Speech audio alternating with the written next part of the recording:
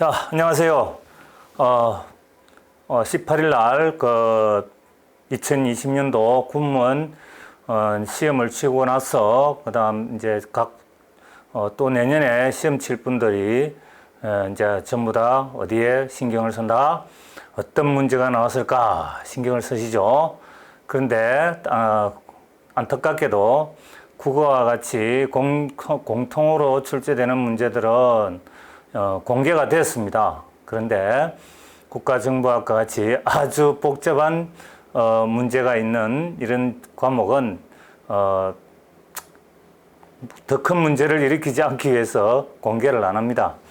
공개를 안 하다 보니까 이제 여러분들은 더욱더 답답해지시고 기출 문제가 뭘까라는 고민을 하십니다. 근데 우리 국가정보학이라는 거는 이 문제가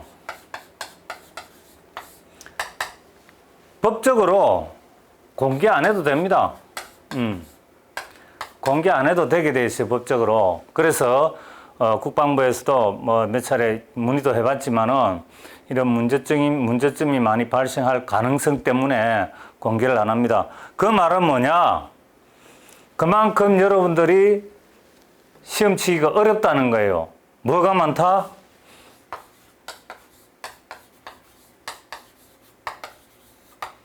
요게 많다는 거예요. 요게 많다는 거. 요게 많으니, 시비거리가 많을 수밖에 없죠. 그래서 시중에 보면은 기출 문제라고 쓰는 게 많이 있어요. 근데 이제 보면은 형태가 기출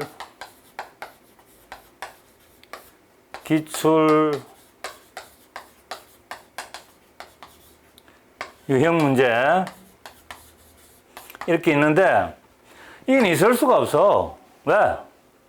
공개를 안 했는데 만약에 똑같이 기출문제라는 것이 똑같아야 기출문제가 돼요. 근데 그게 똑같이 나왔다. 그럼 뭐야?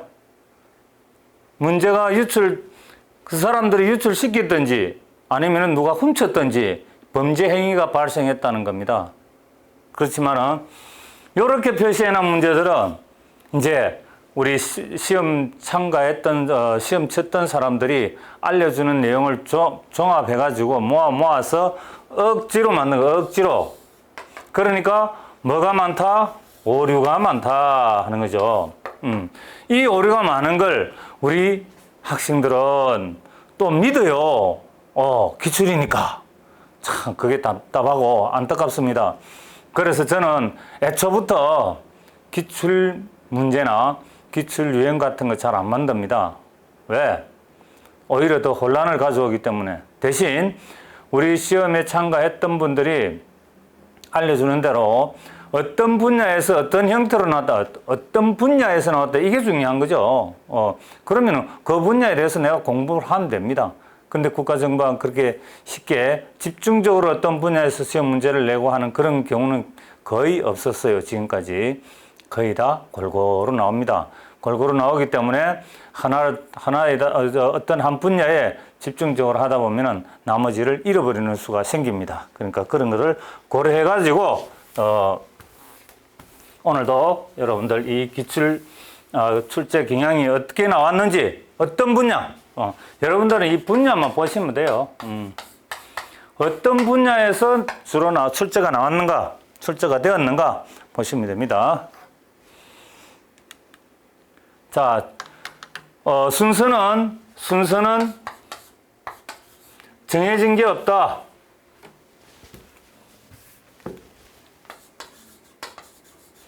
정해진 순서 없다. 왜? 5급, 6급, 7급, 8급, 9급. 여기에 갔던 사람들이 한 문제씩, 두 문제씩 이렇게 이야기한 내용밖에 없어요. 왜? 다 한 사람이 기억을 다 못하니까 9급만 쫙, 7급만 쫙 이렇게 여러분들이 가장 궁금하게 생각하시는 거는 이거겠죠. 그런데 내용을 보니까 거의 다 수준이 비슷해요. 그러니까 너무 그런데 관심을 갖지 말고 어떤 문제가 어떤 곳에서 나왔나 그것만 보세요.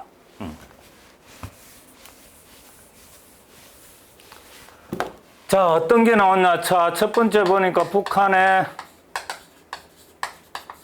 정보기구에 대해서 나왔네. 그러니까 우리 시험 친구들도 기억을 못해.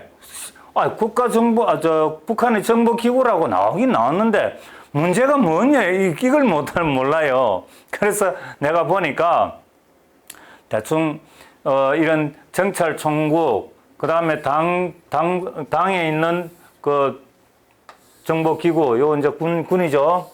그러니까 군하고 당하고 섞여 있죠. 섞여 있다 보니까 결국은 짝 지어진 거예요. 짝이겠죠. 뭐 군사정보기구로만 짝 지어진 것은 아마 이 정도가 아닐까. 그래서 우리는 뭘 하면 돼? 그러면은 북한 당 소속의 정보기구와 군 속의 즉 총참모부 예하에 있는 정보기구만 잘 기억하면 아무 문제 없죠. 그냥 쉽게 풀 수 있다는 거죠. 그죠? 근데 요거는 기억을 잘 못해. 뭔 문제인지. 보니까, 자, 저 뒤에도 나오겠지만은 아마 정보의 질적 요소에 대한 문제가 아닐까 하는 제가 생각이 됩니다. 그 다음에 3번에서는, 뭐냐면은, 정보 요구죠, 정보 요구.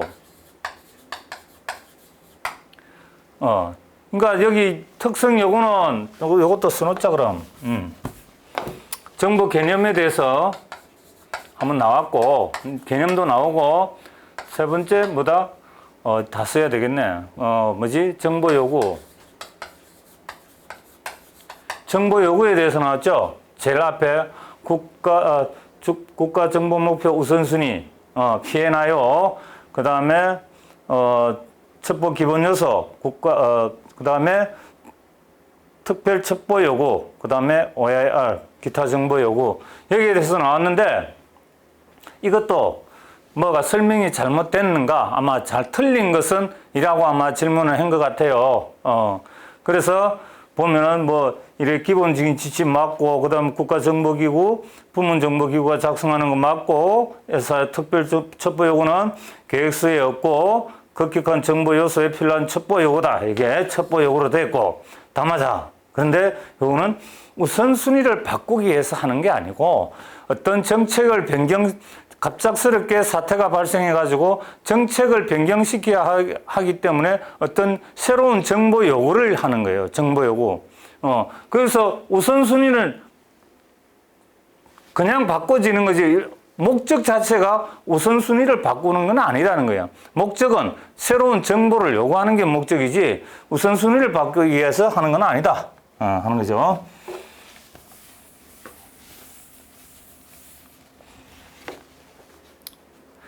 그 다음에 첩보 수집 방식이 다른 것은 이것도 아무도 기억을 못해. 글쎄요? 물어보면 글쎄요. 그런데 첩보 수집 방식이 우리 따로 있겠습니까? 인간정보,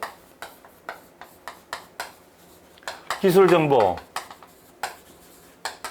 그 다음에 공개 출처. 이렇게 세 가지 방법이 있고 그 중에서 요것만 신호정보 앞에 영상정보나 지리공간정보,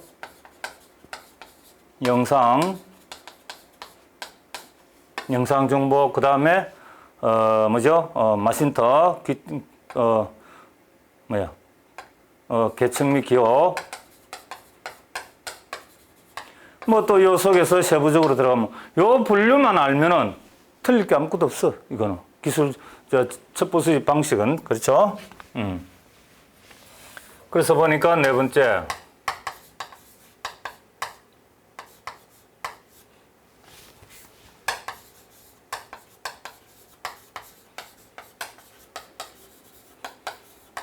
첩보 수집 방법. 이렇게 나왔고, 그 다음에 다섯 번째는 정보 분석이죠. 분석인데, 기법인데, 자료형과 개념형이죠. 요것도 사람들마다 시험에 참가했던 분들마다 차이가 많아. 그러다 보니까 어려운 부분이 있는데, 그래서 정보 분석은 뭐 비공개 첩보가 투입되며 학문적 분석과 뭐 크게 다르다. 이 문제가 요 지문이 또 다른 데서도 나와요. 뭐가 하냐면은 비슷하게 나와 있더라고 보니까, 자, 학생들이 기억하는 거 보니까 뭐냐면은 일반 정보와 국가 정보의 차이점이 뭐냐라는 데 나오는 게 또 요게 또 비슷해요. 이게 이게 비슷하게 오는 학문적 분석에 대한 문제죠. 분석이니까 또 그러니까 요런 유사한 형태의 말이 있더라는 거야. 내 말은 똑같은 게 아니고. 그래서 정보 분석은 비공개 첩보가 투입되죠, 당연히. 그래서 학문적 분석과 크게 다르고, 그 다음에 자료 분석은 이걸 몰라가지고 말이야. 미치게 되는. 뭐야? 모자이크가 뭡니까? 이렇게 조각이 있으면 계속 끼워 맞추는 거죠. 끼워 맞춰지는 것끼리 이렇게 조각을, 이렇게 맞춰가는 거잖아. 이게 그렇게 해서 이제 하나의 완전한 틀을 만든단 말이야. 그럼 개념이 뭐야? 요거부터 먼저 동그라미부터 치놓는단 말이야. 근데 이거는 뭐야? 안 치고 이렇게 만들어 가는데, 자, 보자. 이렇게 연결을 한다 치자. 근데 이거는 지금 비었어. 없어. 첩보 쓰지 못했어. 이것도. 그러니까 이거 공간이 비어있죠? 비어있다 보면 뭐야? 이거 찾을 때까지 정보가 완성이 안 되는 거야. 시간이 엄청 오래 걸릴 수밖에 없어요. 그렇죠? 근데 이걸 조각 그림 맞추기라는 용어를 모자이크를 이해를 못해서 실수하는 사람들이 있더라는 거야. 아이, 참네. 답답하단 말이야. 그러면 안 되죠? 그래서 이게 시간이 걸리니까 뭐야? 개념형 분석은 자료형 분석보다 시간이 오래 걸린다. 이게 좀 이상하죠? 그죠? 이거는 뭐야? 틀을 잡아놨기 때문에 여기 대충 그냥 비슷하게 다 치워지면 끝이야. 이거는 다 안 쳐줘도 돼. 왜? 내가 이런 생각하니까 이런 유사한 자료만 다 가지고 오면 나는 끝난다. 더 이상 필요 없다. 근데 이거는 구멍이 나버리니까 연결이 안 된단 말이야. 확실하게 뭐가 빠졌는지, 뭔가 빠져버리면 연결이 안 된다. 이거는 대충 연결하면 된단 말이야. 이거는 질적 분석 개념형은 그러니까 이거는 이게 더 시간이 더 빨리 많이 걸리겠죠. 이게 이쪽에 이렇게 그렇게 보시면 되고.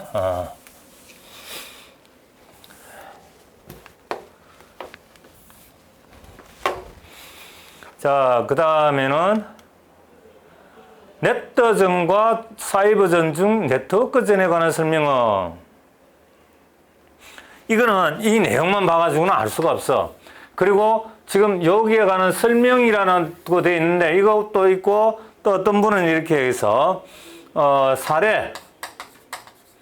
사례로만 이 말을 해. 그러니까 넷더전의 사례, 그 다음에 뭐야? 사이버전의 사례, 그다음 사례를 가지고 말하는 사람도 있어요. 그러니까 문제는 뭐냐면은 넷더전이 뭐고 사이버전이 뭔지만 알면 되는 거죠. 그죠? 자, 봅시다. 이거는 뭐야? 사이버전.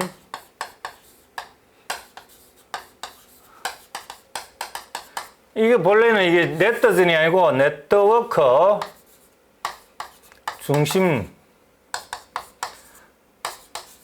이 네트워크 중심전이에요, 이게. 뭐냐면은 NCW. 네트워크 센트릭 워페어. 이렇게 해서 네트워크 중심전인데, 그냥 약으로 네트라고 써놨어요. 그래서, 이 네트와 이 두 개 차이만 알면 돼요. 사이버는 뭐야? 사이버 공간에서 일어나는 전쟁이잖아요. 사이버 공간에서. 네트는 뭐냐면은 우리가 말하는 C4, IRS 이런 말이 있어요. 자, C4I 플러스 RS에 이게. 자, 지휘, 커맨더, 통제, 컨트롤, 그 다음에 통신, C3죠. 예를 들면은 통신, 그러니까 C 세 개죠, 그죠? 그 다음 뭐야? 컴퓨터 하니까 또 이것도 C죠. 그래서 또 뭐다? I가 나오면죠. I 정보. 본래는 요게 이제 정보 해가지고 C3I였어.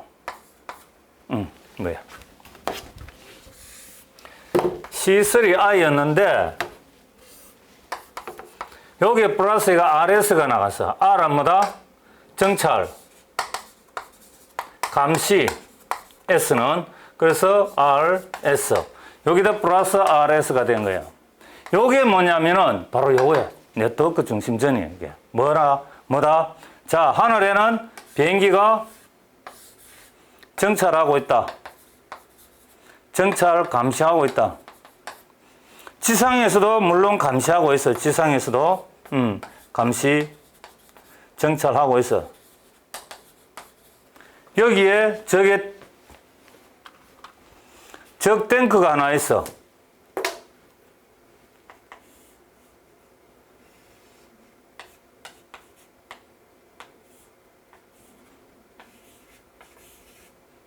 이제 막 이따 치고 이렇게 있어. 뭐야 이게 표적이죠. 그 다음에 여기 뭐냐면 대포가 있어. 이렇게 큰 대포가 있어. 이렇게 대포. 그러면은 뭐야? 여기 이제 사격 통제소가 있겠죠. 통제소가 있겠죠. 그러면은 또 여기 누가 있나? 항공기, 전투기, 전투기가 또 있겠죠. 폭격기가 또 있어. 그러면은 이 모든 것들이 어떻게 연결되나? 다 연결이 되죠. 그러니까 얘를 향해서 뭐야? 감시하고 통제하고 지휘소 여기 있죠. 지휘소. 지휘소는 또 이제 우리 이렇게 뭐야? 북한 지휘소도 아니고 뭐 그냥 비슷하게 이렇게 지휘소가 있어. 그럼 뭐야? 지휘소에서 지휘하고 그 다음에 통제하고 그 다음에 통신하고 그 다음에 컴퓨터 다 가지고 있죠. 다 컴퓨터로 연결되죠. 이것들이 그 다음에 정보 여기서 정보를 계속 생산해내죠. 그 다음에 정찰 감시 한꺼번에 다 이루어진다. 이게 바로 컴퓨터로 모든 게 연결된다 해가지고 이게 네트워크 중심전이라는 게 이거예요, 이거에. 그러니까 사이버는 공간에서 일어나는데 이거는 뭐야? 오프라인에서 다 일어나죠, 이게. 오프라인에서 일어나는 일들을 누가 한다? 컴퓨터끼리 연결돼가지고 한다. 그게 네트워크죠. 그러니까 요거와 차이를, 여기에 관한 사례가 있었다면은 사례를 쓰면 되고, 그죠? 여기를 가지고 이게 사이버전을 포함한다. 그렇지. 이거는 이미 차단이 되어 있는 네트워크란 말이야. 그런데 여기다가 이게 사이버전까지 한다. 할 수도 있지. 그렇죠? 뭐냐면은 정찰기가 여기에 대한 통신에 대해서 제밍을 넣을 수 있으니까. 그건 또 전자전이단 말이야. 그러니까 좀 곤란하다. 그래서 여기에 관한 거는 자세하게 좀 이제 우리가 봐야 되겠죠. 그래서 일단 요 개념을 정확하게 잡으면 된다. 공공기관에 대한 테러 같은 경우는 뭐야? 사이버전이죠. 사이버전에서 포함이 된다 이거지. 이렇게 말이 안 되는 게 이런 게 이제 나오는 거야. 이런 거는 사실은 사이버전이라고 하면 안 되는 거예요, 이거. 예를 들어놨는데 사실은 사이버전과 사이버 범죄를 모르는 사람들이 쓰는 용어들이에요. 사이버 범죄가 있고 일반 범죄가 있고 우리나라 경찰서에서도 그러잖아요. 사이버 일반 범죄가 있고 사이버 테러가 있다고 분명히 구분을 해놨어요. 그리고 우리 군에서는 사이버 전쟁이 있다는 거예요. 전쟁하고 테러하고 범죄하고 구분을 못하면 이런 식으로 만든다는 거예요. 그래서 틀린 게 저래 되면 다 틀리게 되는 거예요. 그러니까 제대로 지금 제가 확신 있게 말씀 못 드리는 거는 우리 이제 학생들이 완전하게 문장을 다 안 갖고 왔기 때문에 하는 말이고, 중요한 거는 사이버 일반 범죄하고 사이버 테러와 사이버 전을 구분하여 사용해야 되고 거기에 맞도록 문제를 출제해야 된다는 걸 강조하는 겁니다, 저는. 그래서 여러분들은 이제 이런 문제를 평소에 제가 이제 설명을 해드렸는데, 우리가 사이버전 하는데 무슨 네트워크가 나오고 이래 놓으니까 이제, 여러분, 우리 학생들이 살짝 소홀히 했을 수도 있어요. 그 다음 뭐였어? 사이버전. 그 다음에 네트워크전. 나왔고. 자. 그래서 여기 보면은 이거 한번 보자, 그러면. 네트워크 중심전이란 중심전은 전차와 장갑차와 같은 화력 체계, 그 다음에 슈트라 그러죠. 정찰기와 같은 정찰 체계, 센서 등 모든 전투력 요소를 컴퓨터 네트워크로 묶어 특정 목표에 집중 공격할 수 있는 전투 방식이다. C4ISR이라고 한다. 아까 IS라 그랬나? SR 뭐 똑같아요. 오케이. 자, 그 다음에 나온 게 보니까, 국가보안법이네. 여기도 이제 조금 함정이 있었네요. 그죠? 함정이 있어서. 자, 보니까 80년대 냉전이 완화되면서 방공법을 없애고 국가보안법으로 했다. 그 다음에 무엇의 영향으로 잠재적인 반통일주의자가 혼란을 일으키는 것을 방지하기 위한 방공법을 만들었다. 5.16 정변의 영향으로 사회가 혼란을 틈타 반민주주의 세력이 들어와서 방공법을 만들었다. 자, 보니까 국가보안법은 언제요? 국가보안법이라는 것은 애초에 1948년이죠. 48년 12월 1일에 만들었단 말이야. 이러니까 뭐다? 5.16과는 관계없어요. 그죠? 관계없이 했으니까 이건 뭐야? 민주주의죠. 민주주의. 해방 이후에 1945년도부터 1948년도까지는 뭐죠? 미군정 기간이죠. 그 다음에 48년도부터 우리나라가 뭐다? 우리나라 정부가 제대로 정리가 되고, 그러니까 제대로 우리나라를 우리 정부가 인수하게 되죠. 그래서 그때부터 나온 게 뭐다? 인수 후에 뭐가 있다? 야, 이거 아직까지 이제 1950년도 전쟁이 나기 전이죠. 그러니까 북한과의 관계에서 북한에서 우리는 이제 미국이 뭘 줬어? 민주주의로 줬죠. 근데 이 민주주의를 반대하는 세력들이 자꾸 나타나서 공산주의를 주입하려니 이걸 막기 위해서 국가보안법이라는 걸 만들었어. 만들었고, 그 다음에 나온 게 뭐다? 방공법이다, 이거 방공법. 방공법은 이게 5.16 혁명, 5.16 이제 별난이고 하여튼 5.16 우리가 흔히 말하는 입에 익었는 게 혁명인데, 5.16 이후에 뭐냐면은, 이 5.16에 이제 방공법이 나오는데, 5.16을 일으키고 난 뒤에 뭐다? 사실은, 우리 5.16 세력에 대한, 집권 세력에 대한 반발로 나타나니까 뭐지? 반발을 하는 사람들을 전부 다 뭐다? 공산주의자로 취급을 해버린 거야, 그냥. 그래서 막 잡아들인 거야. 그걸 잡아들이기 위해서 만든 게 방공법이라는 거예요. 그러니까 이 국가보안법이 있음에도 불구하고 이 방공법을 만드는 거야. 그 왜? 더 강하게 억누르기 위해서. 왜? 내 정권 안보를 위해서. 그래서 나온 게 방공법인데, 이제 이게 시대가 좀 지나고 나니까 1980년도 정도 되면 뭐야? 거의 민주주의로 이제 우리나라가 정착을 하게 되죠. 하게 되다 보니까, 그리고 이게 두 개가 중복이 되는 거예요, 중복. 중복된 내용이 많으니까, 국회에서 그러면, 야, 이거 뭐 너무 복잡하잖아. 한 개 없애자. 그래서 얘를 방공법을, 왜냐? 국가보안법이 먼저 나와서 이게 이제 우선이니까 방공법에 야, 너 들어가라. 이쪽으로 들어가. 그렇게 해가지고 만든 게 이제 1908년에 개정을 하는 거죠. 개정.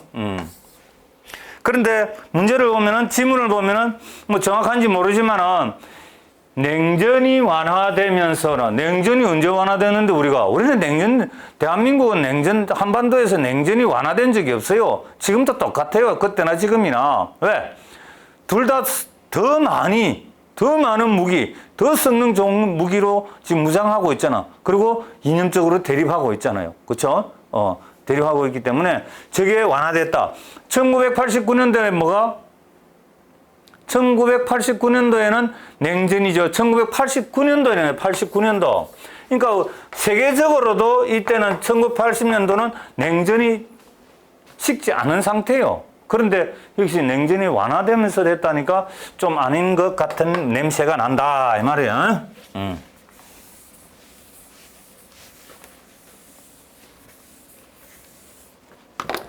자, 그 다음에 나온 게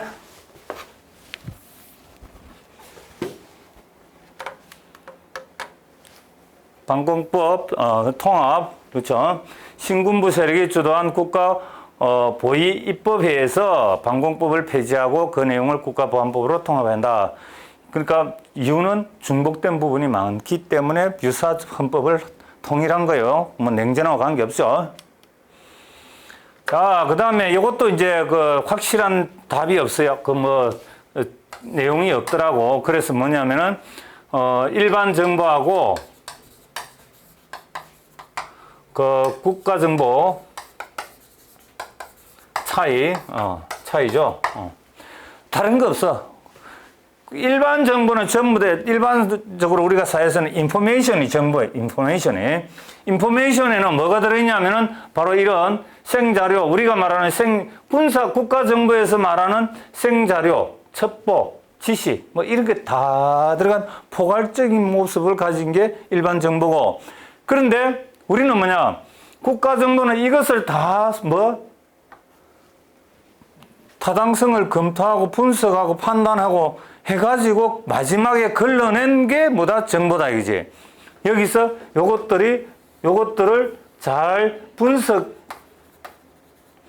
종합해가지고 판단 이렇게 해놓은 것들이 뭐다? 요 국가 정보란 말이야. 예. 이거는 하나의 요소에 불과한 거야. 그죠? 타당성이 검토되고 심층. 또 하나 더 그러냐면 요것이 있다. 요거. 비밀성이 있더래요. 비밀성. 그 제일 큰 특징이고, 그리고 이제 근본적인 목적이 뭐냐? 목적이 중요하죠.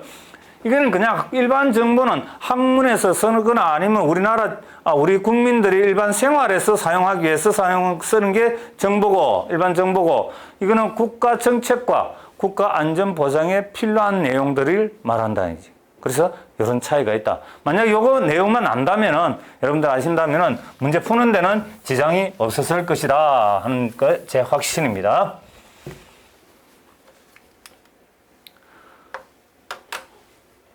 뭐가 하나 빠졌다. 빼라. 오케이. 자, 그 다음에 10번째, 신호정보.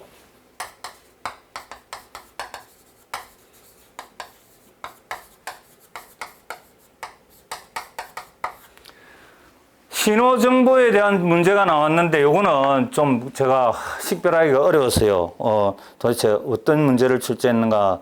그런데 탁 하나 눈에 띄는 게 있어. 뭐? 자, 신호정보는 통신정보, 전자정보, 외국기기 신호정보로 구분이 되는데, 거기에 뭐가 나왔냐면은 이게 나왔어. 원격 측정 엘린트가 나왔어. 엘린트가 나오고, 여기에 또 계층 및 기호 정보가 나왔어. 계층 및 기호 정보. 계층 및 기호 정보가 나왔어. 뭘 주장하는 거야, 이게? 뭘 주장하는 거야?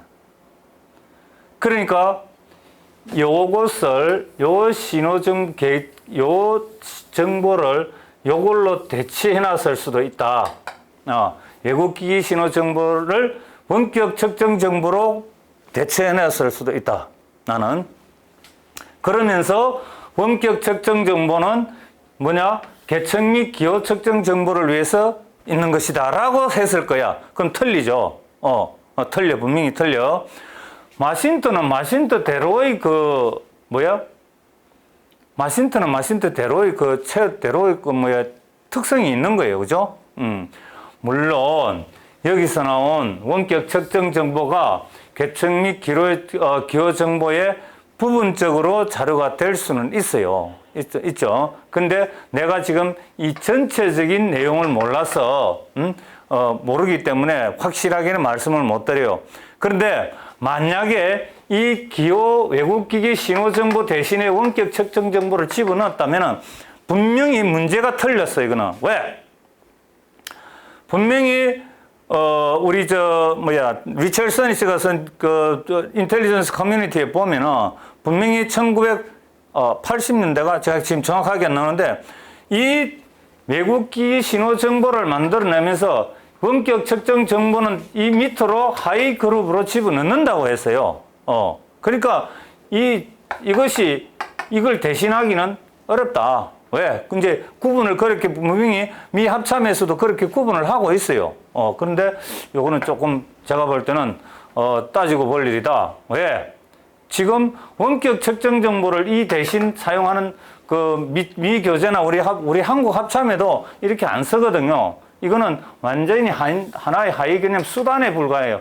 외국기기 신호 정보를 수집하기 위한 수단으로 원격 측정 정보를 사용한다. 이렇게 되는.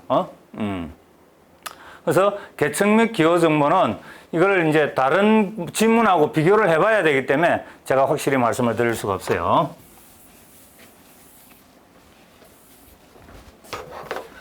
그 다음에 그냥 마신다.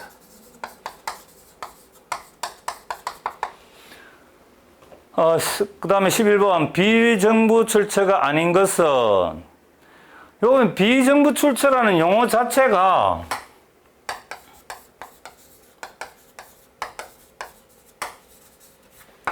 출처라는 용어 자체는 이제 주로 어디서 나왔냐 하면은 베르코이츠와 군맨의 정보 요구 방법에 대해서 나온 거죠. 그렇죠? 거기에 보면은 정보 순환 단계에 나온 거죠. 정보 순환 단계. 거기 보면은 정부 및 비공개 출처도 요것도 우리나라 학자들이 이 두 분이 만드는 이 내용을 우리나라 한글로 옮기면서 또 용어를 막 다르게 써놨어요. 그래서 그래도 이걸 묶어보니까 지정 센서, 비공개 출처, 그러니까 정부나 비공개, 이거는 그야말로 우리가 일반적으로 말하는 우리 군사 또는 국가정보기구에서 비밀리에 하는 그런 내용들 위주겠죠. 그죠? 그래서 센서가 지정 센서가 있고 공유 센서가 있어요. 뭐냐면은, 지정 센서 같은 경우는 찝어가지고 너 어떤 장비, 너 뭘 가서 항공기, EP3, 너 이번에 가서 어디 가서 뭘 수집해와 라고 그 첩보를 수집해 오는 것들이 뭐냐면 지정 센서고, 그 다음에 공유 센서 같으면 NSA, NRO, NGA 이런 것들이 가서 수집해 오는 거는 공유 센서죠. 그 다음에 우리 정보관, 정보기구에서 나가는 인간정보, 정보관, 그 다음에 외교관, 그 다음에 이런 전문 분석관들이 찾아오는 게 이런 것들은 뭐다? 정부 국가정보기구죠. 국가정보기구에서 수집하는 것들을 보면 대체로 정부 비공개 출처가 되고, 그 다음에 비정부 공개 출처는 주로 상업용 위성, 상업용 인터넷, 언론, 비정부 전문가, 이런 학자나 연구소에서 가져오는 건데, 그러니까 여기서 나오는 국가가 발행한 서적은 뭐죠? 국가가 발행한 서적은 뭐야? 정부 출처죠? 그쵸? 당연히. 그렇게 보시면 되겠다.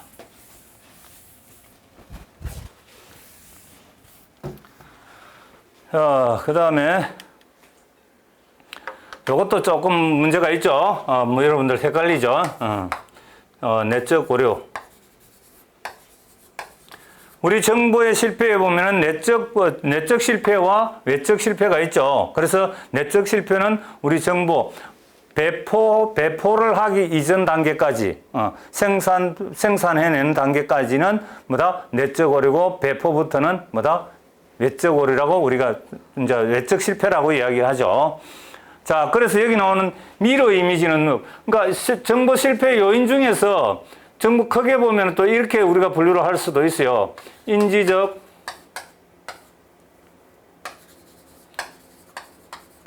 분석관 오류, 능력.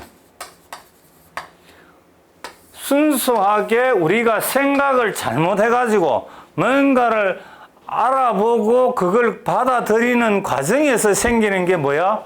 인지적 오류죠. 그 다음에 분석관 능력은 순수하게 분석관의 능력, 즉 말해서 공부를 잘못해가지고 영어 실력이 떨어져서 분석을 잘못하든지 타자를 못 쳐가지고 시간을 지나가지고 시간이 다 지난 년에 뭐 정보 생산해낸다든지 이런 건 뭐야? 정보 분석관 능력이죠. 근데 분석관이 어딘가에 자료를 참고를 한다든지 첩보를 수집해 왔는데 그걸 지가 잘못 생각해가지고 아니면 지 고집을 부려가지고 그러니까 편견이죠, 그죠? 그렇게 한다든지 이게 뭐냐면 다 인지적 오류단 말이야.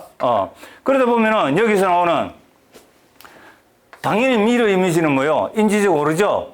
그죠? 그러니까 내적 오류잖아. 그러니까 결국은 그 다음에 집단 사고. 이 집단 사고는 어디서 나타나요? 비록 개인은 아니지만은 집단이 뭐야? 집단이 생각하는 거야. 집단 사고잖아. 저게 뭐냐? 그룹 싱킹이란 말이야. 생각하는 거야. 집단이 받아들이는 게 외부에서 들어온 자료들을 모아가지고 내가 만들 때는 뭐야? 우리는 이렇게 이 문제를 이렇게 생각한다. 이렇게 하는 거야. 그래서 만약 미국에도 마찬가지 CIA가 만드는 거하고 그 다음에 INR이나 뭐 DNI죠. 여기가 생각을 달리 할 수 있는 거야. 자기 집단적으로 생각을 하기 때문에 이것도 생각과 관련되기 때문에 인지적 오류라 맞단 말이에요. 그죠? 그 다음에 요거는 뭐야? 이런 말은 인지 부조화는 뭐야? 이 말이잖아. 이 말. 인지적 오류 이 말이잖아. 결국은. 뭐야? 자기가 잘못 생각한 거죠. 그래서 보면은 여기 이제 문제가 되죠. 여러분들 입장에서 볼 때. 정설. 요거는 뭐야? 인지 요거부터 하자. 어떠한 인지라는 것은 어떤 사실을 분명하게 인식하여 안다는 그랬죠. 근데 뭐야? 부조와 서로 잘 어울리지 않는다. 갖고 온 걸 갖다가 내가 기본에 있는 자료하고 잘못 섞어갖고 만들어내는 인지적 오류를 범하는 게 인지적 부조화 맞잖아요. 그죠? 그 다음에 이제 정설. 정설이라는 건 뭐야? 여러 학설이나 주장 가운데 지배적인 것으로 인정되고 있는. 이거는 인정되고 있는 거야. 이거는 인정되고 있는 거야. 그리고 사물이나 현상의 이치를 논리적으로 일반화한 체계다. 일반화. 그러니까 흔히 있는 일이야. 흔히 인정하고 있는 일들이야. 이건. 그런데 이거는 정설 이루는 거고 도대체 저게 일반 사회를 두고 한 이야기냐? 우리 국가 정보 내에서의 정설 이론이냐? 그게 구분이 안 돼요. 없어요. 저게. 분명히 그런 의미가 있어야 이게 내적 오류인지 외적 오류인지 알 수가 있잖아요. 그죠? 아주 애매하게 해가지고 여러분들을 유도하는 겁니다. 그죠? 그 다음 번. 이걸 가지고 또 인정된 견해로 오해하는 분들이 있어. 이걸 심지어 필기 노트 해놓은 사람들도 있더라고 보니까. 봐요. 그럴 수밖에 없지, 오해를. 근데 우리 교재들에서, 모든 교재들에서 사용하는 이 인정된 견해라는 거, 이거 received opinion이란, 그냥, 어떤 첩보를 가지고 오면은 그거를 분석해보고, 면밀하게 조사해보고, 사용을 해야 되는데, 그렇게 사용 안 하고, 조사도 안 해보고 확인도 안 해보고 이게 신뢰성이 있는지 없는지도 모르고 그냥 갖다 쓰는 거, 그걸 보고 왜 갖다 쓰는데 물어보니까 다른 분석관들도 다 그렇게 생각하고 일반적으로 다 그렇게 다 알고 있잖아요. 그러면서 그걸 갖다 쓰는 거야. 그거 갖다 쓰면 어떻게 돼? 모르죠? 분석을 안 해봤으니까 정확하게. 그래서 문제가 되는 겁니다. 이거하고 정설 이론하고 한번 비교를 해보세요. 맞을 수가 있는가? 만약에 인정된 견해가 왔으면 이것도 뭐다?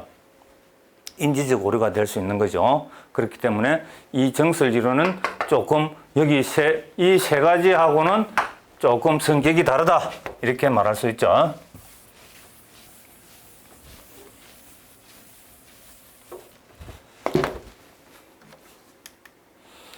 자, 그 다음에 판단 정보에 관한 설명인데 여기에 대해서는 자세한 기억이 없어요. 또 여기 1, 2, 3번 1, 2, 3, 4번 해놨다고 이걸 뭐 시험 문제 지문이네 이렇게 생각하시면 안 됩니다. 그게 아니고 잘 모르기 때문에 판단 정보란 이런 것이다 하고 제가 설명하고 말라 그럽니다. 판단 정보는 기본 정보와 현행 정보를 기반으로 해서 이걸 판단해보고 미래를 예측하는 거죠. 미래 예측이라는 말이 되나? 그게 바로 판단이다. 그 다음에 주로 어떤 전쟁을 방지하기 위해서 우리와 싸워야 될 상대 국가의 특히 동원 능력이라든지 군사력이라든지 전략적 능력 이런 것들을 판단해내는 거죠. 그 다음에 그 나라의 취약성, 그 다음에 예상되는 행동 양상이나 정세 판단 이런 것들을 정보 판단이란다. 그러니까 현용 정보하고 그 기본 정보하고 확연히 차이가 난다는 걸 여러분들 아셔야 됩니다. 그 다음에 14번 판단 정보. 그 다음 환류. 또 환류는 또 여기서 나오는. 환류는 뭐다? 배포 이후의 문제죠. 배포 이후의 문제. 배포 이후의 문제다. 배포 이후의 문제.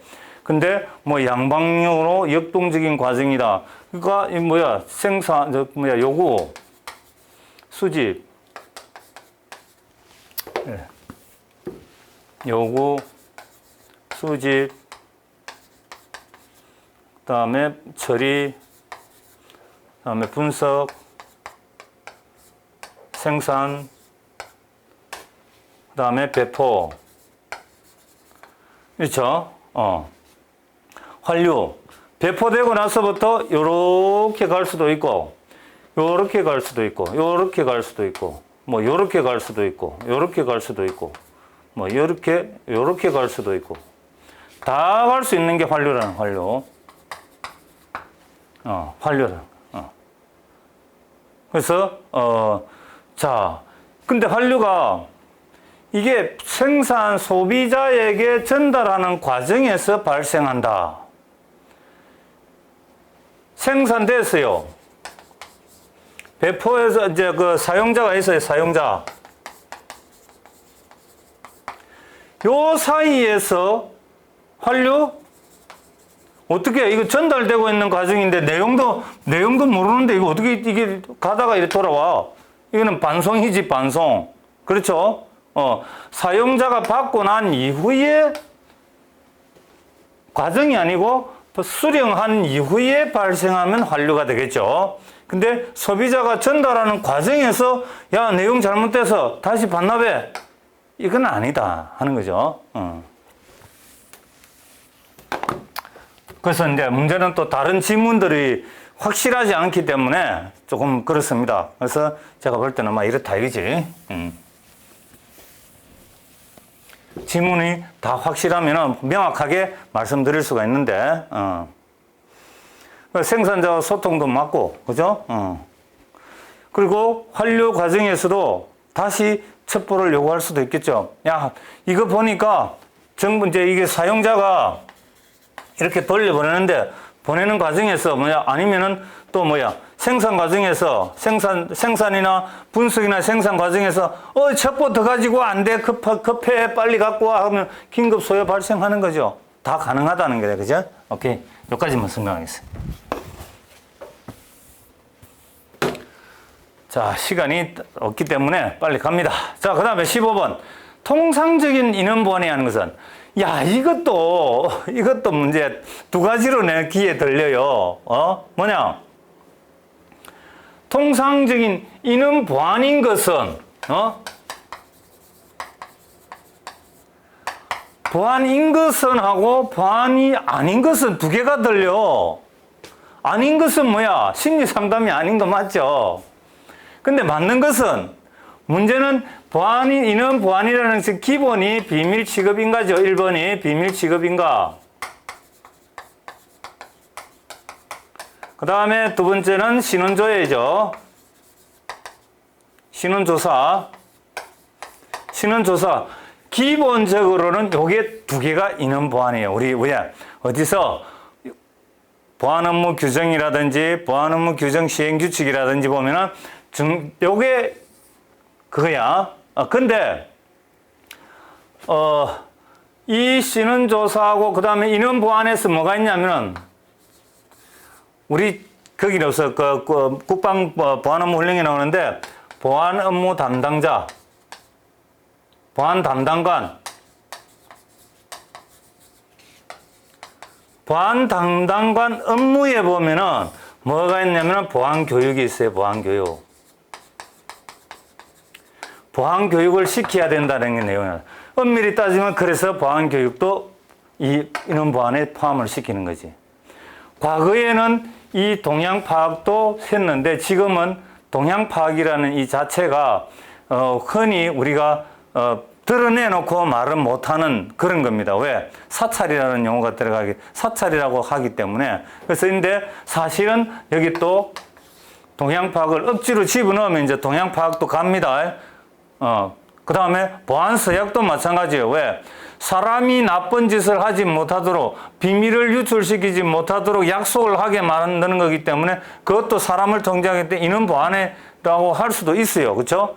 근데 우리가 보안 업무 규정상에는 딱 요거 두 가지가 못이 박혀 있고 그 다음에 거기 규정상에서 보안 업무 담당관 업무가 인원 보안에 있어서의 보안 담당관 업무에 보안 교육이 들어있다는 거죠. 그 다음에 이제 나중에 기타 업무에 보면은 보안 서약이 있는데 그것도 엄밀히 보면은 사람과 관련되기 때문에 여기다가 집어넣는 거죠. 그러니까 제일 중요한 거는 요 두 가지입니다. 두 가지고 그 다음 나머지는 곁다리다. 그래서 여기서 보면은 문제가 뭐가 돼야 된다? 인원 보안이 아닌 것은 하는 게 맞겠죠. 왜? 심리 상담이니까. 심리 상담은 얘 셋하고는 완전히 별개잖아요. 그죠? 그러니까 그렇게 하는 게 맞겠다.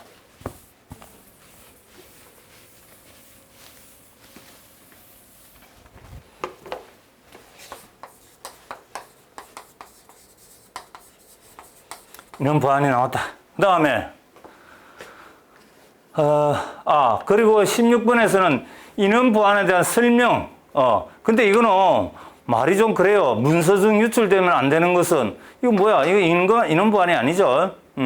근데 이것도 혼란을 가지고 왔어. 국가기업체라고 해놓으니까, 국가기업체? 이 국가기업체라는 말을 들어본 적이 없는데, 뭐 들어봤다? 공공기업, 공공기관 들어봐, 공공기관. 공공기관이 국가기업체랑 마찬가지라고 보면 되는 거예요. 공기업이라는 우리 공기업을 보고 하는 말이다. 이게 공기업. 임직원에 대해서는 그러니까 모든 국가기업체 임직원이 아니라는 게 문제야. 출제를 어떻게 했는지 모르겠지만은 필요한 지정 어떤 기관도 다 아니고 일부 기관에서 중요한 사람에 한해서만 신원 조사를 해야 된단 말이야. 그죠? 근데, 그렇게 모르겠다, 이제. 그 다음에 뭐 자기 획득하는 거는 맞고, 뭐 이런 식으로 돼요. 근데 요거는 조금 거리가 멀죠? 문서 보안이겠죠, 이거는. 근데 여기서 또 뭐가 나오냐면은 또 한 사람의 기억이 인원 보안 속에서 상급 비밀에 대한 정의가 들어가 있더라고. 그것도 참 내가 추측을 못 하겠어요. 그건 뭐 당연히 누구나 맞힐 수 있는 문제니까 설명할 필요는 없을 것 같고. 자, 그 다음에 산업정보에서 민간기업에서 산업정보, 경제정보에 대한 문제가 거의 출제 안 되다가 원래 나와버렸어요, 이게. 그러다 보니까 대부분이 기억을 못 해왔어요, 이거는. 그런 게 있어요. 하여튼, 산업정보도, 왜? 요즘은, 영업 비밀이라든지, 국가 핵심 기술이라든지 이런 것 때문에 중요시 될 수 있으니까 항상 이제 관심을 가져야 된다 하는 경각심을 준 거야, 이것도. 자, 그 다음에 신원조사의 대상자는 아까 지나갔죠. 그 다음에 이제 16이 뭐였냐면은 산업정보. 그리고 산업정보라는 말 자체도 우리가 흔히 산업정보 하지만은 국가정보를 하는 입장에서는 경제, 산업정보 두 개 다 써야 됩니다. 사실은 경제정보와 산업정보를 다 써야 되는데 산업정보를 가지고 경제정보를 논한다. 왜냐하면 하위 개념을 가지고 상위 개념을 품고 있다. 내가 볼 때는 아닌 것 같아. 왜? 경제정보는 산업정보를 품을 수 있지만은 산업정보와 경제정보를 품는 거는 과거에 좀 어디 넘어오다가 이상이 생긴 것 같아요. 자, 그 다음에 19번이 아니에요. 19번째, 비밀의 등급 분류에 대해서 나왔는데, 비밀은 기본적으로 몇 급? 1급, 2급, 3급으로 분류한다. 그렇죠? 대비는 비밀이 아닌데 준해서 보관한다. 이렇게 되죠. 비밀을 1, 2, 3급 대비로 구분한다. 이렇게 하면 틀리는 거예요, 문제가. 그 다음에 여기 보니까 누출되면 손해를 일으키고, 그 다음에 외교사항, 일시적으로 보호해야 될 외교사항이다. 그죠? 그러면은 손해만 보면 상급이라는 거 딱 떠오르는 거는 우리는 너무 잘 알죠? 그죠? 그래서 요거는,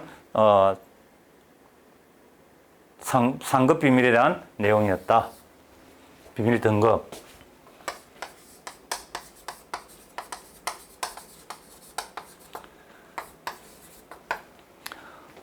그 다음에 20번 비밀 공작의 종류에 관한 설명, 공작의 특징은, 여기에 대해서도 요거를 다 아는데 요걸 모르겠더라, 사람 빠졌더라 하는 거예요.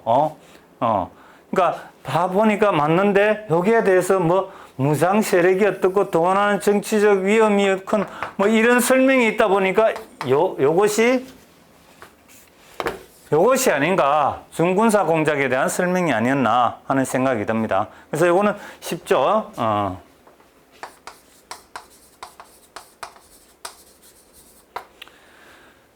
자, 그 다음에 다 했네. 끝났어. 또 하나 남았나? 하나가 남았네. 정보기구에 대한 문제가 안 나왔네. 그죠? 자, 그 다음에 또 있네. 이라크 전쟁. 자, 이라크 전쟁은 우리가 기본적으로 아는 게 예방전쟁이었다. 그죠? 예방공격이었고, 정보 실패가 있었다. 왜? 정보를 조작했다. 그죠? CIA에서 정보를 조작했다. 그 다음에 또 조작, 이게 자기 왜곡, 이게 그 말이죠. 그죠? 그 다음에 이 자체가 정보를 왜곡시키는 게 왜예요? 왜? CIA가 정치화되게, 정보를 정치화시켰기 때문에. 왜? 대통령이 좋아하는 방향으로 정보를 생산해냈기 때문에 자기들이 조작해가지고 그게 대통령한테 정치인에게 가기 때문에 정치화된 뿌린 거야. 그럼 다 해당되는 거죠. 그죠?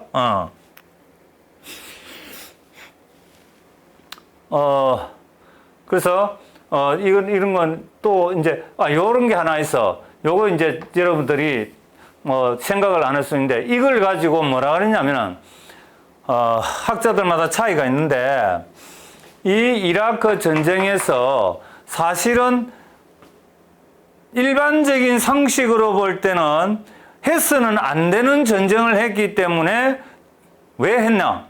정보를 조작하고 조작해서 정치화된 정보를 가지고 전쟁을 했기 때문에 이거는 하나의 정보의 실패다 라고 하는데, 결론적으로 근데 결과적으로는 미국이 이라크를 공격해가지고 거의 망가뜨리는 바람에 미국이 감히 다른 주변 세계 국가들이 우와, 미국 정말 세네, 정말 세고 어디 감히 덤빌 수가 없네, 이런 사고를 갖게 만들었단 말이야. 그럼 미국 우선주의라는 게 이제 드러나 버린 거야. 미국이 전 세계에서 최고 강력한 미국이라 해가지고 석유 수급이라든지 이런 데 결정적으로 유리하게 됐죠. 그걸 보고는 결과적으로는 정보의 성공이다 라고 하는 학자분들도 있습니다. 있지만은 우리가 기본적으로 뜯어볼 때 기본적인 생각만 할 때는 이것은 정보의 실패가 맞다. 그죠? 그렇게까지 생각한다면 할 수 있죠. 그러니까 문제를 내는 분들이 그런 것도 고려해가지고 내야 된다는 거야. 그런 거 설명 없이 무조건 정보 뭐 성공이다. 이러면 와, 그냥 다 무너져 버려, 사람들. 그 속에는 뭐냐면은 레이어링이라는 것도 있어요. 계층화도 있어요. 왜? 계층화도 있고 클라이언티즘도 들어있고 많이 들어있어요. 여기 오류가.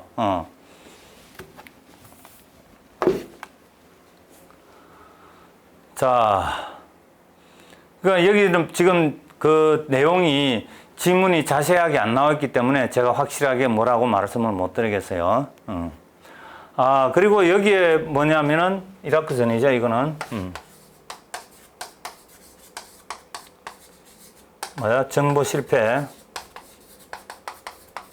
정보 실패에 대한 거고, 20번째는, 다음에, 아까 처음에 나왔던 그 정보 질적, 객관성, 정확성이라는 용어밖에 안 써놨기 때문에 우리 학생들이 내가 이거 추측을 못 하겠는데 아마 정보의 질적 요건이 아닌가라는 생각이 들어요. 그래서 저는 이게 대해서는 평을 하지 않겠습니다. 한 가지 빠진 게 있는 게,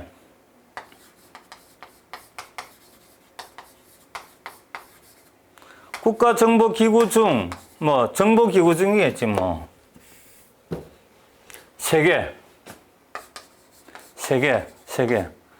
군사,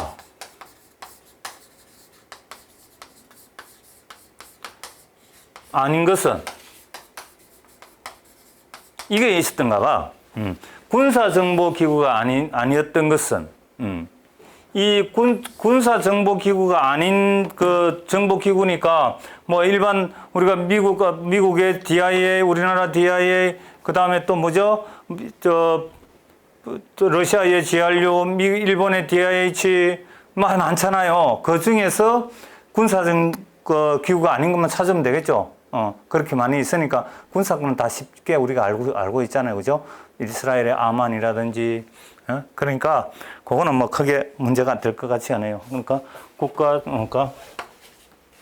세계 정보기구. 자, 이렇게 보니까 이제 20가지만 제가 썼는데, 그렇죠? 다 나왔어요. 전 분야에서 다 나왔어. 자, 정보 개념 나왔죠? 그죠? 그 다음에 정보 순환 단계 나왔죠? 그 다음에 첩보 수집 나왔죠? 이 순환 단계에서 정보 요구 나왔죠? 첩보 수집 나왔죠? 그 다음에 정보 분석 나왔죠? 그 다음에 어디서 나왔나? 그 다음에, 환류가 돼서 정보 배포에 대한 것도 나왔죠? 그죠? 배포의 환류. 그 다음에 사이버전 나왔죠? 여기는, 사이버 테러도 포함되어 있었어요. 아까 용어는 나왔죠? 그러니까 방첩 분야 나왔죠? 그 다음에 정보 여기 정의 또 한 번 더 나오고, 그 다음에, 수집 분야 또 나왔죠? 그러니까 수집 분야가 비중이 많을 수밖에 없죠. 양이 많으니까 분석하고 수집. 그 다음에 이것도 분석과 관련이 있죠. 그 다음에 이것도 요구하고 관련이 있죠. 요구. 그 다음에, 정보에, 우리 정보 보고서 생산할 때 기본 정보, 현행 정보, 판단 정보 할 때 이것도 나왔죠. 보고서 분야. 그 다음에 환류 나왔고, 그 다음에 이것도 방첩에서 나왔고, 그 다음에 산업 정보 나오고, 그 다음에 비밀 정의, 우리 정보 생산, 분석 및 생산을 가지고 우리 배포 단계에서 나오는 건 비밀 정의 나오죠. 비밀 공작도 나오죠. 공작. 그 다음에 이라크 정보 실패, 그 다음에 세계 정보기구 다 나왔어, 다. 지금 여기 안 나온 것 중에 하나가 정보기구 통제에 관한 문제도 나왔어요. 근데 지금 제가 여기는 요약을 못했는데 제가 이제 다 종합을 못했는데 시간이 없어가지고 정보기구 통제에 관한 부분도 나왔어요. 뭐냐면은 그 보면 국가정보원을 완전히 공개한다. 뭐 이런 내용이 있어서 그런 말도 안 되는 소리죠. 그러니까 통제를 하기 위해서는 국가정보원을 완전히 공개해야 된다라는 거죠. 말도 안 되는 소리죠. 그런 문제가 나왔다니까 그건 여러분들 쉽게 맞출 수 있는 거니까 걱정을 안 하셔도 돼요. 그래서 웬만한 거는 다 나오기 때문에 여러분들이 이제 앞으로 공부를 어떻게 해야 되느냐? 전 분야에 대해서 골고루 공부를 잘 하시라 하는 게 오늘의 결론입니다. 자, 오늘 여기서 2020년도 군무원 국가정보직별 군무원 시험에 대해서 출제 경향에 대한 분석을 마치겠습니다. 수고하셨습니다.